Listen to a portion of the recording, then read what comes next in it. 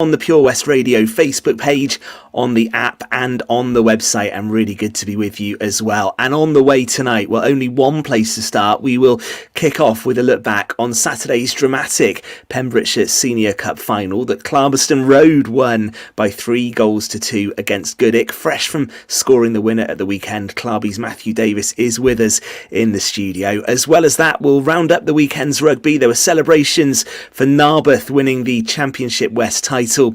And before 9, we'll look ahead to the cricket season as well. And with me tonight in the studio in Haverfordwest is Gordon Thomas. Hi Gordon, how are you?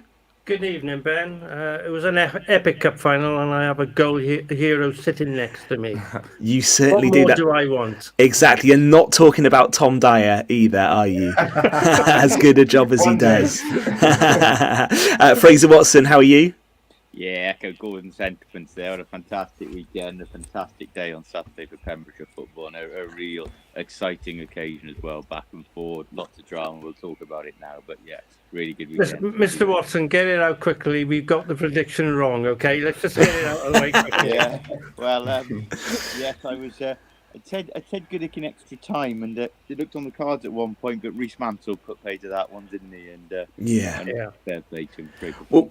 We'll get into the story of the game, because it was some story as well, with Clarby winning 3-2. And Matthew Davies is with us in the studio, having scored the winner. How are you doing, Matthew? All right? Yes, very good, thank you. Excellent stuff. Well, let's get into the story of the game, and I think you need to tell it to us, really. Clarby won 3-2. As Fraser mentioned, Goodwick missed a penalty quite late on. How did it all unfold? Tell us the story from your perspective, Matt. I think from the way we won the semi-final last week, going into the game, I think most of the squad and people outside the squad as well said there was a feeling going around that maybe this year was our year, having lost 2 previous semi-finals before. We just had a feeling that it might be our year this year, and then we started well, and what Rhys did then with the penalty save, just thought as soon as that happened, I just thought it was meant to be. You felt... Go on, Gordon. I could be all night talking about it. Can you remember what actually happened? Yeah, we went 1-0 up. That's right. Reigns, who never scored the goal, managed to put one in. Exactly. So that was a bit of an achievement in itself. What was he doing inside that box? He's a defender. It was a corner, wasn't it? So I think he had a right to be up there, but usually his headers go over the bar or wide of the mark, but he managed to use his feet this time. So yeah, that was a good start to the game, and then I think we went 2-1 down then. Well, managed to Delaney had a good header. That was a hell of a header, to be fair to him. And then your old Clarbeston Road, he wasn't your teammate, but he did play for Clarby. Rhys Darling went and scored. And that's Fraser's headline, Goodwick's Darling. In the cup. If you wouldn't want a little mistake or anything to fall to Rhys, because he's pretty clinical. So. Oh, he is. He's outstanding. He's a great finisher.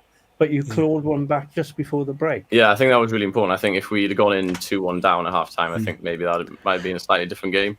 But I think going in at 2-2 and sort of got our tails up a little bit and gave us that belief that we could definitely go out and do it in the second half. What did you speak about at half time, Matt? Because going in at 2-2, as you say, makes all the difference. You feel like the game's alive. Did you feel we've got a good chance here? We're matching Goodwick. We're in the game. We could go on and nick this in the second half. Yeah, definitely, because I think out of the 2 teams, we were definitely playing the better football, and we were sort of under the impression that the 2 goals that they scored had come from long balls and maybe things that they weren't exactly playing around us. We were standing pretty firm, and we just said at half time it was pretty chilled out. Really, we just said keep going, keep playing the game, and it'll come. Because ironically, your goal came from a set piece. Yeah, I know. We never score from corners either. So we scored 2 from corners, which is quite unusual for us. Yeah. We're not very good at defending them. I'm glad you mentioned that, Matthew. I wanted to come on to that, actually, because it was a superb occasion, like I said, an exciting game on Saturday afternoon. Yet, in terms, there wasn't actually a lot of football played. I was actually surprised at how direct both sides were. I think all 5 goals came from balls into the box, 4 of them from set pieces. Was that a tactic of yours to try and capitalise on set pieces and get people in the area, or was it just the way the game panned out? To be honest, I think our main focus was to try and not concede from a corner, because we seem to have a bit of a problem defending corners and free kicks. So we were more focused on defending the corners and actually scoring from them. But I just think it happened to be we had a couple of good deliveries into the box, and we ended up with a bit of space. And we knew they'd be dangerous because they had a couple of long throws, a couple of big boys coming up from the back. So it was quite a consistent onslaught. I think at one point we defended 4 or 5 corners within the space of a minute. So our focus was more on defending corners, but actually scoring from 2 corners was more of a surprise to us than anything. Well, speaking of good deliveries, of course, Laurie Howard hung that left-footed corner up to you superbly, and he leapt it and put the header away. But I was actually again thinking to us at the time you had, it was almost a free header, wasn't it? Was it? Fraser, if you remember, I was writing the intro already, and you said, "Don't go too early, Gord. Don't go too early." yes, that's right. But were you surprised at the amount of space you had to put that in, and you were left essentially unmarked? Yeah. Well, Laurie put one in about a minute before, and he sort of, I said to him he overhit it, but he said it was meant to be over deep. But I noticed that it went straight out of play, and I thought if we get another one now, I'm not sure if it was the direct next play, but maybe a minute or two later, I thought, I'm just going to peel off to the back post and see if he delivers the same sort of corner again. I might be in the right position. And I remember just sort of the ball came in, and I just noticed straight away it was coming back towards the back post. And I remember checking one shoulder, and I could see the goal right there, and I thought, oh my gosh, it's like, I can't miss this. And the best part was I checked my right shoulder and there was no one there. So I was completely on my own. Free header, yeah. And it was just a case of trying to put my head on it. And usually when I head the ball, it tends to go the opposite way. But luckily it went in the right way this time. The goal celebration, did you practice that? No. No? You Definitely really not. went for it in the goal celebration? I've seen Matthew Ellis's son, Ethan. He does a lot of filming for us. So I turned around and I just seen him there in his little high-vis jacket, so I thought I'd run straight to him and might get some good footage for that. But yeah, I think it's just one of those moments we don't really know what to do. No. How did it feel, Matthew? How did it feel to get a goal at that stage in the game in the Senior Cup final? Like I said, I think we knew it was sort of our day, and to go 3-2 up was a big moment. I think you score a goal and it's hard. You don't really know what to do. You just run off and celebrate, and I think it was just the way the game was going. I thought that could have been the winner. So it was. It was the winner, but that's not quite the full story, is it? Because 10 minutes from time, Goodwick get a penalty. Yeah, dubious one in my opinion. But what happened there? Because we couldn't see, we were too far away. I didn't have the best view, but I think the Goodwick player, I can't remember who it was, but he sort of was away from goal. I think it was Nathan Green, if I'm honest. Was it him? I think he came on. And I think one of our boys has sort of just got too close behind him. He's probably given him a reason to go down. It might be soft, but as soon as you sort of make contact with someone, you give them a reason to give the penalty. And he obviously gave it, and the rest. We know what happened next. Rhys Jones, set piece specialist. He's been struggling with injury, to be fair to Rhys, and he's had a hell of a good season as well. I would have put my house on him scoring that, Matthew, to be honest with you. We said before the game, and whenever we play Goodwick, no silly fouls outside the box. Try and avoid giving away set pieces, because we know the quality they've got from them, and we saw it about 18 months, 2 years ago when we played up in Goodwick. They scored like a last-minute equaliser, and we smashed in a free kick from about 30 yards, so we know he's got the quality. But when he stepped up, obviously I can't imagine he misses many, but like I said, we've said in the build-up, Rhys Mansell saved one of my penalties when he played for his previous club. Yeah. So I knew he had a penalty save in him, so luckily he managed to pull it off on a big occasion. Matthew, what was the key to how you prepared last week? Because obviously, it was quite a helter-skelter weekend the previous week as well, wasn't it? Going to extra time with care, with the manner in which you won that game, coming back from 3-1 down. It was an emotionally draining occasion for you. You actually had to play again on Tuesday. I know Goodwick done as well, which I dare say both teams could have done without. But how did you come down off the high of that occasion and then refocus and build back up to the weekend? I think, if anything, we were speaking earlier, and having the semi-final Saturday to Saturday, it sort of created actually a bit of momentum more than anything. Yeah. So the way we won the game in the semi-final sort of gave you that excitement and that buzz to carry on, and you, with the final only a week away, you're going into it in good form. And I was just saying, we're 10 games unbeaten, so we've had a really good spell. Yeah. And like you said, the game on Tuesday night was a little bit of an end of season sort of game. We didn't really want to risk any injuries and potentially missing the final, so it was sort of a half-hearted game, so to say. But we trained then on Thursday night. We had a little get-together, and funny enough, we did a little bit of set-piece working and sort of how we wanted to play out from the back. So we had a little get-together on Thursday, and that just kept us ticking over, just making sure we didn't do anything too strenuous for Saturday. And that's just how the week went, really. We were speaking on the show last week about, there's never been a final as far as we're concerned. There's only a week between the semi and the final. Momentum. Yeah. And you've hit the nail on the head by telling us that you got the momentum after coming back and beating Carew. So the camp was buoyant. Your team was ready for the final. You didn't have to wait a month. No. And you were in good form. You hit straight into it. So, and Goodwick are unbeaten in the league going in. I know they got knocked out of the West Wales Cup, but you were still in confident mood, taking them on in the big Bridge Meadow Stadium. It's not a small pitch like Knockfield, no disrespect. It's a big park, isn't it? Absolutely. It's a big park. I think there was a game a week or two ago before the semi-final. We had a home game and we wanted to play on our second team pitch because it was bigger. Kind of keeps it a bit more realistic to the Bridge Meadow. Because if we'd have played on pitch 1 in Clarbeston Road, which is quite narrow and quite small, it would not have been ideal preparation going into the semi-final. Then playing on a much bigger pitch, which for grassroots footballers, it does test your fitness. Foxy will tell you, you make a sprint going forward and he's screaming at me to get back, and you realise how hard it is to get up and down the pitch. You got to be fit.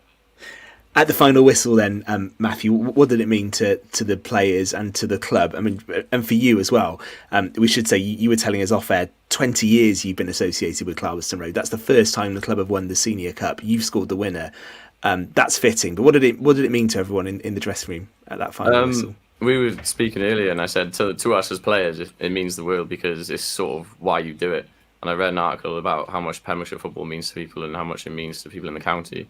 And Mr. Watson's article. Yeah, I read that one, but it kind of like when it was quite relevant to like us players, so it kind of like felt it does matter to us. And I think there's quite a few of us played in the 2 semi-finals previously, and we've been with the club a long time. A lot of us in the squad have come through the junior teams. A lot of us have volunteered coaching some of the junior teams as well. And I think considering how much it means not just to the squad of players, obviously it's a massive occasion. We're all a really close bunch of boys, but it's the extended sort of family of the club. It's the committee that puts so much time and effort in behind the scenes, which you don't really see running the club. And then you've got all the junior teams. You might have seen how many young players were there supporting the senior team. Brilliant. So like you're providing role models then for players who want to play for Clarbeston Road when they're older.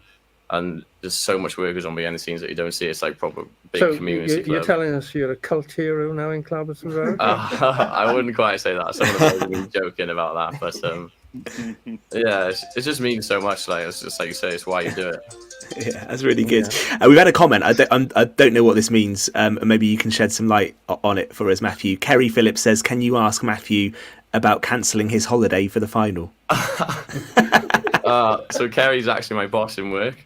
Okay. And we were on the way back from Swansea earlier, and I told him that I was going to go onto the radio later, so it doesn't surprise me he said something. So me and my girlfriend Kirsty, we actually booked flights to go to Italy on the weekend of the Senior Cup final, because the dates for the Cup final hadn't actually been confirmed. Are you trying to tell us you're in the doghouse? Oh no! To be fair, I gotta say, oh no! The fact we got to the final kind of made it worth it. So I'll have to make it up to now and book another one to go. So it's all just to check, Matthew. It's all good. We haven't got you in trouble with that question. No, the fact not at all. I think most of the boys at the club knew about it. Ben, I was telling you about Rocky last week. Yeah. His mother staying at the game, and when they were losing, she went off. Well, ironically, she did the same on Saturday. When Clarby were losing 2-1, she went home. And Ben actually came in he was playing golf out in Portugal, which you would confirm, yes. Mm-hmm. And he had an early flight back. His mother stayed away, and they won the cup final. She did come back to celebrate the victory, I'm told. But the following morning, she was taking her son to the airport, and he's back out in Portugal now playing golf. It's incredible, isn't it? Incredible. The lifestyle these Clarby Road players live. I don't know how much they're getting paid, but fair play. As soon as we won the semi-final, he was straight on his phone trying to book flights to make sure he got back for the game. Matt, just to touch one thing you said there, thank you for plugging that, by the way, the article about it matching. But it clearly did matter, the scene to the final whistle to Clarby Road. For yourself, and I can't recall if you were involved in both, but and other members of that squad as well, and the club, did it mean more in the fact that you've been at that stage twice before and obviously come up short in recent years? Yeah, definitely. Like I said earlier, I think we had a feeling that it was sort of going to be third time lucky, and it was my third cup final for the squad. And I think there's a couple of boys. I think Matthew Ellis, Josh Wood, and Rainath George. Then we've all been involved in all previously. So the 2 previous finals. So I think third time lucky was sort of how we were feeling. And the Hakin one we had a bit of a hide in, so that was unfortunate. But the Burners Bridge one we came close before. So yeah, definitely a feeling of third time lucky, because I think saying you've lost 3 finals might have been a bit not a nice thing to be able to say, but to be able to say you've won one now and That's brilliant. Yeah, it was, that is meant a lot to everybody in the club. Yeah. Max Fox told me after who's by far and away his favourite moment in Pembrokeshire football. Did you say that the same as well? Oh, yeah, absolutely. In terms of, I think it's the sort of pinnacle for a grassroots Pembrokeshire League footballer. There's not really a better occasion than the Senior Cup final. I think maybe the only thing I could top it, I'm not sure for West Wales Cup final if you were to play on the Liberty Stadium, but I'm not sure if you'd get the same atmosphere in a big stadium as you'd get in the Bridge Meadow. Yeah. And you got all the local footballers watching players you play against week in, week out. Your family can watch, and yeah, it's a massive occasion in Pembrokeshire football. No matter who's playing, you get a big crowd, you get a good atmosphere. Fingers crossed. Usually the weather's been nice as well, which sounds silly, but it makes a big impact. It was okay and it's just a really good advertisement for Pembrokeshire football. Yeah, 100% right. Yeah. How was the welcome back into Clarby Road after the game on Saturday, Matthew, and how were the celebrations? The celebrations were pretty good. I think we got. Did they line the streets? Most of the people were at the game, so there wasn't many people left.